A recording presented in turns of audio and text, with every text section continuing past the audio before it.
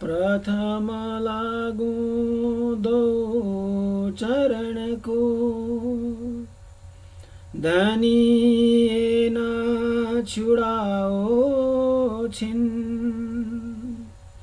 लाक तले लाल एड़िया, मेरे जीव को यही जीवन। इन पाँव तले पड़ी रहूं, धनी नजर खोलो बातन, पलना वालों निरखूं नेत्रे, मेरे जीव के ये जीवन। अर्श तुम्हारा मेरा दिल है, तुम आए करो आराम, सेज बिछाई रुच रुच के, धनी यही तुम्हारा विश्राम, धनी यही तुम्हारा विश्राम। बंदो सतगुरु चरण को, करूं सो प्रेम प्रणाम, अशुभारना मंगल करना, श्रीदेव चंद्र जीना, श्री प्राणनाथ निज मूलपति, श्री मेराज सुनाम, तेज कुरी श्यामा युगल को, पल पल करूं प्रणाम, पल पल करूं प्रणाम। बोलो श्री सतगुरु महाराज की जय, श्री प्राणनाथ प्यारे की जय। परात्पर पूर्ण ब्रह्मा परमात्मा श्री राजी महाराज, श्री श्यामा जी महारानी, इस सत्संग में उपस्थित पूर्ण ब्रह्मा परमात्मा के लाडिले आप सब सुंदर साथ जी, पूर्ण ब्रह्मा परमात्मा श्री राजी महाराज की असीम कृपा से हम पूर्ण ब्रह्मा परमात्मा की वाणी श्री तारतम सागर में श्री प्रकाश ग्रंथ के अंतिम प्रकरण श्री प्रकट वाणी से चर्चा सुन रहे थे। तो प्रकट वाणी में 71वां चौपाई तक हम लोग ने सत्संग सुन चुके हैं। अब आगे के चौपाई में आज चर्चा सुनेंगे। तो महामती स्वामी प्राणनाथ जी कहते हैं, ब्रह्म सृष्ट बिना न जाने कोई, ए सृष्ट ब्रह्म थे न्यारी न होय, सो निद ब्रह्म सिट लाई इता, ना तो ए लीला दुनिया में किता। तो महामती स्वामी प्राण जी समझा रहे हैं कि ब्रह्मात्माएं श्री तारतम रूपी ज्ञान सदगुरु महाराज लेकर के आए। उन्होंने कई कसनी की, कई तपस्याएं की, पूर्ण ब्रह्मा परमात्मा की भक्ति बहुत की। 14 वर्ष तक उन्होंने श्रीमद् भागवत कथा सुनी। तो श्री राजी महाराज की असीम कृपा दृष्टि उन पर हुई। श्री राजी महाराज ने 3 बार उनको दर्शन दिए। सर्वप्रथम तो उन्होंने कच्छ में उनको दर्शन मिला, दूसरी बार उनको भुजनगर में और तीसरी बार जामनगर में। पूर्ण ब्रह्मा परमात्मा श्री कृष्ण ने उन्हें दर्शन दिया और ये तारतम विज्ञान प्रदान की।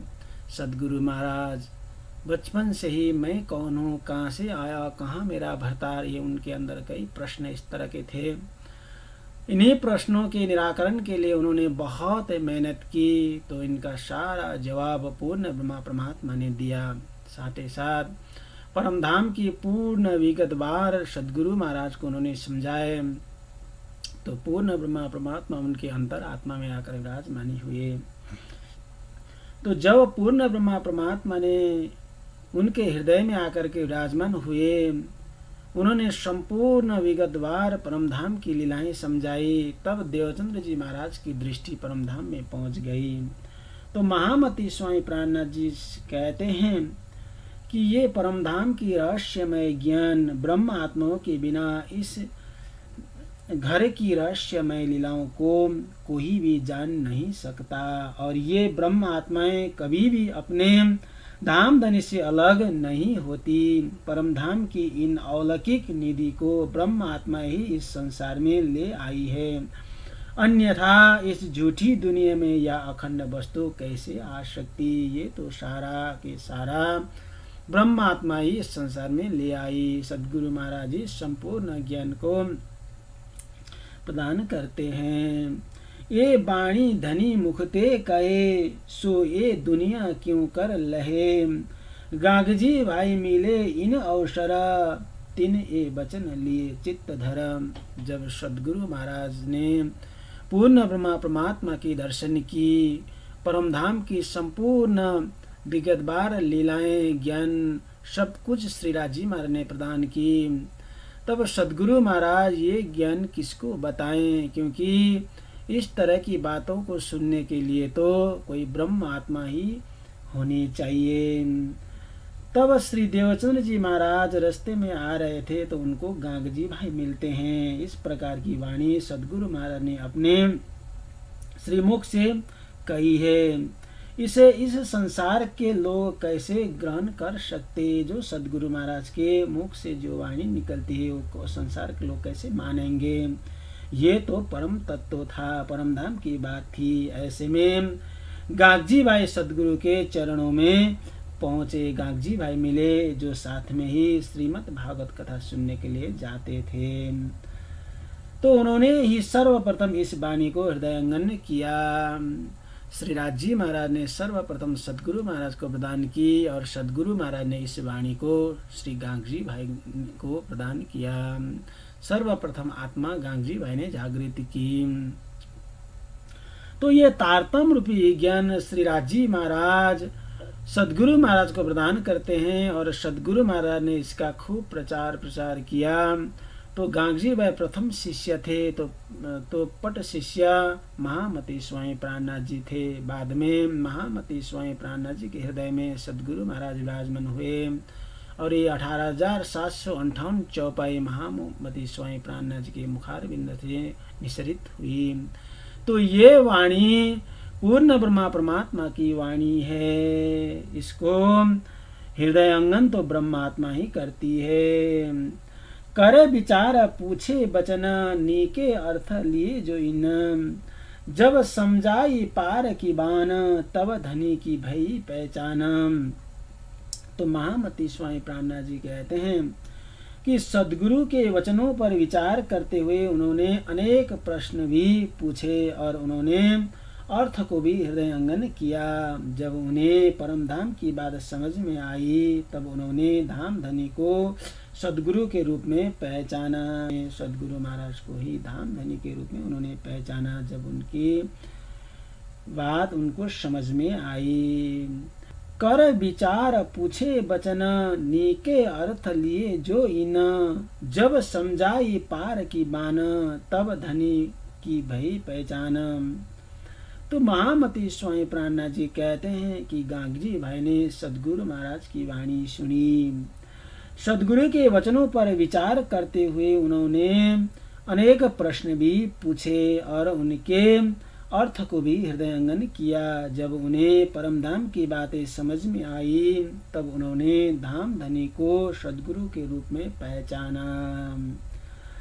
अपने घरों लिए बुलाए, सेवा करी बहुत चित्त लाए। स्नेह सो सेवा करी जो धनी, पहचान के अपना धाम धनी। महामती स्वामी प्राणनाथ जी कहते हैं जब गांगजी भाई की आत्मा जागृत हुई, उनको पता चला कि सद्गुरु महाराज तो साक्षात धाम धनी है। उनके हृदय में तो धाम धनी विराजमान है। तो वो तो परमधाम के श्री श्यामा जी महारानी है। ये सारी हकीकत गांगजी भाई को पता चला। तब उन्होंने गांगजी भाई ने सद्गुरु को अपने घर में बुला लिया और प्रेम पूर्वक हृदय से उनकी सेवा की। इस प्रकार सद्गुरु महाराज को साक्षात धाम धनी पूर्ण ब्रह्मा परमात्मा समझकर गांधी भाई ने स्नेह पूर्वक उनकी सेवा की, उनकी वाणी सुनी। तब श्री मुख वचन कहे प्राणनाथ, ढूंढ कारण अपना साथ, माया मिने आई श्रेष्ठ ब्रह्म, सो बुलावन आए हम। तो प्राणनाथ स्वरूप सदगुरु ने गांगजी भाई को अपने मुख से कहा। सदगुरु महाराज गांगजी भाई को कहते हैं कि हमें सुंदर साध ब्रह्म आत्मा को खोज निकालना है, जो इस संसार में ब्रह्म आत्माएं माया में खेल देखने के लिए आई है, इसलिए उन्हें बुलाने के लिए हमारा यहाँ आना हुआ है।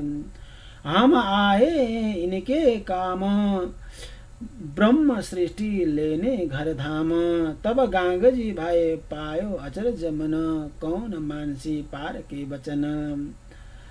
तो हमारा यहाँ पर मात्र इसी उद्देश्य से आना हुआ है कि ब्रह्म आत्मा को अपने घर परम ले जाना है, सदगुरु महाराज ने गांगजी भाई को कहा। तब गांगजी भाई ने इस बात को सुन करके मन में बड़ा आश्चर्य लगा और वे कहने लगे, पार के इस वचनों पर कौन विश्वास करेगा, परम धाम की इन बातों पर कौन विश्वास करेगा। इस माया में कया ब्रह्म सित क्यों मिलसी, चाल तुम्हारी क्यों चलसी, मोजल पूर तीखा अति जोर, नख अंगुरी को ले जाए तोरा। तो गांगजी भाई बड़ा विनम्र से कहने लगे कि सदगुरु महाराज ब्रह्म आत्मा इस जगत में कैसे मिलेगी और आपका अनुसरण कैसे कर पाएगी, क्योंकि यहाँ तो मोहजल का प्रवाह अति तीव्र तीक्ष्ण है। वह नख मात्र से स्पर्श होने पर भी अंगुलियों की तोड़ देने वाली ये माया का प्रलोभन है। माया के काम क्रोध लोभ मत्स्य रूपी अनेक सेनाएं हैं जो सबको दबोच रखा है। तरंग बड़े मेर से होए, इत खड़ा न रेवे पावे कोए, लहरें पर लहरें आवे घेरा, माए देत भमरिया फेरा। तो और आगे कहते हैं गांगजी भाई कि इस मोह सागर में पर्वत के समान काम क्रोध लोभ मोह मद आदि की ऊंची ऊंची लहरें उठा करती है, इसलिए इनमें कोई भी खड़ा नहीं रह पाता। एक लहरें ऊपर दूसरी लहर की प्रवाह करती है और बीचों बीच में सप्त एवं तम इन तीनों गुणों के भंवर भी फिरते रहते हैं। तो ये संसार में माया का बहुत ही विचित्रता है, सबको माया घेर रखी है। आड़ी टेढ़े माहे भेबाट, विकराल जीव माहे बिकट, दुख रूपी सागर निकट, किनारा बेट न काहू निकट।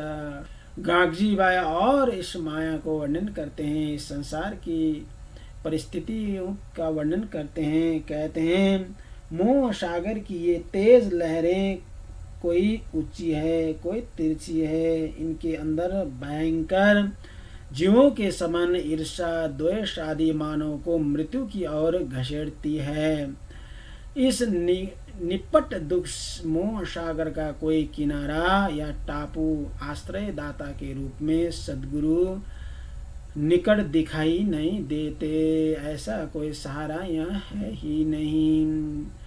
ऊंचा नीचा गहरा गिरदवाए, कठिन समय इत पहुंचा आए, हाथ न सूझे सिर न पाए, इस अंधेरी से निकसियो न जाए।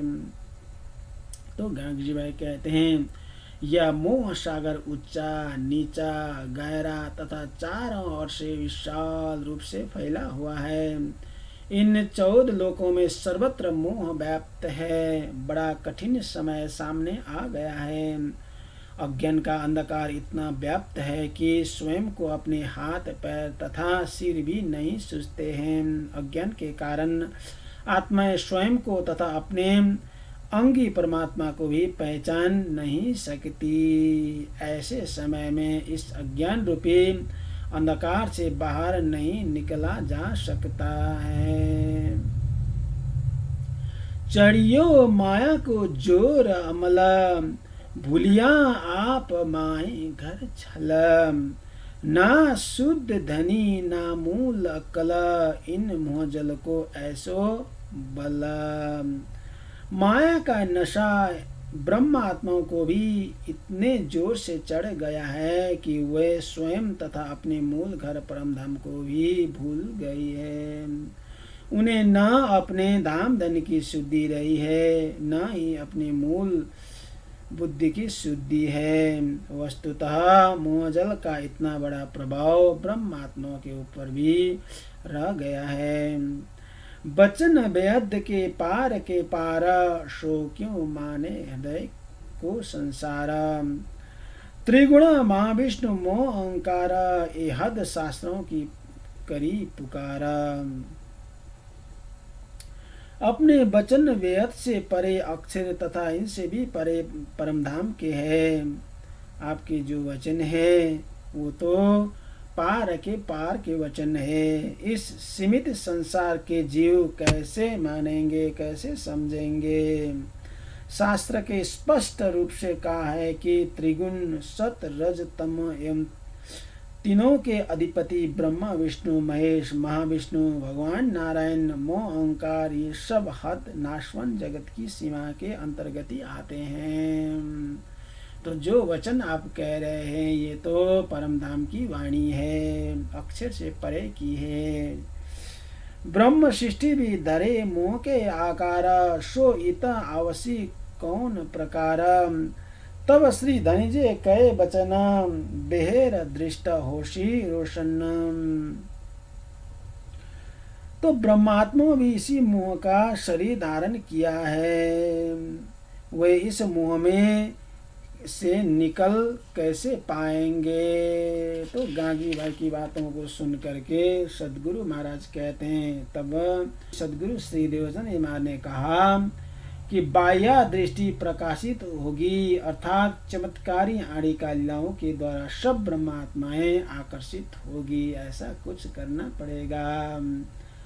ए बंदेज कियो अति जोरा, रात मिटके करशी भोरा। प्रत्यक्ष प्रमाण देसी दर्शन, ए लीला चित्त धरसी जिन्न।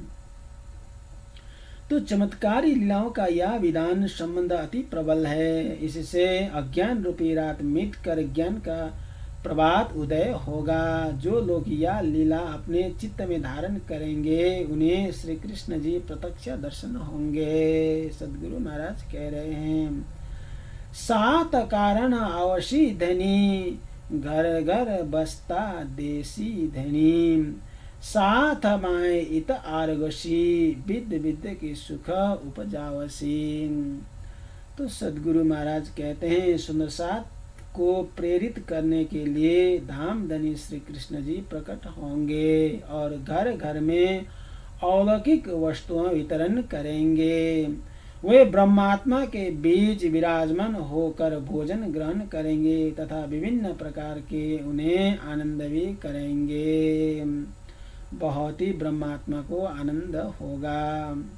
अचरा पकड़ पीयू देखलावसी, एक दूजी को प्रेम सिखलावसी। ए लीला बड़सी विस्तार, साथ अंग होसी करारा। और सदगुरु महाराज कहते हैं, जिन आत्माओं को श्री कृष्ण जी के दर्शन होंगे वे उनका आंचल पकड़कर दूसरों को भी उन्हें दर्शन कराएगी। इस प्रकार आत्माएं एक दूसरे को प्रेम सिखाएगी।